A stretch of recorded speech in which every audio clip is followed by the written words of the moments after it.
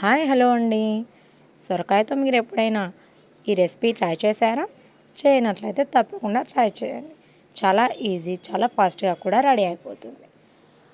ముందుగా సొరకాయ పైన ఉన్న చెక్కంతా తీసి చాలా సన్నగా సొరకాయని తరిగి పెట్టుకోవాలి.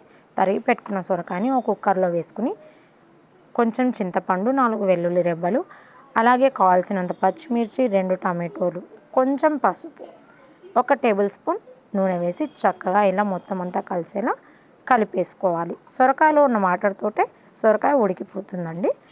ఇప్పుడు ఇలా మూత పెట్టేసుకుని చక్కగా 5 లేదా 6 విజిల్స్ వచ్చే వరకు గ్యాస్ మీద ఉంచాలి.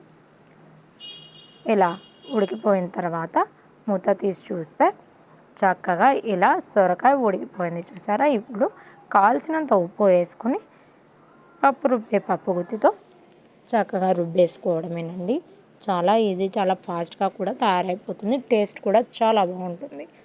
ఇప్పుడు తాలింపు కోసం ముందుగా ఒక ప్యాన్ పెట్టుకుని 2 టేబుల్ స్పూన్స్ ఆయిల్ వేసుకుని ఆయిల్ వేడెక్కిన తర్వాత శనగపప్పు, జీలకర్ర, కరివేపాకు, అలాగే ముందుగా కట్ చేసి పెట్టుకున్న ఆనియన్స్, అలాగే గార్లిక్ ఇవి కూడా వేసి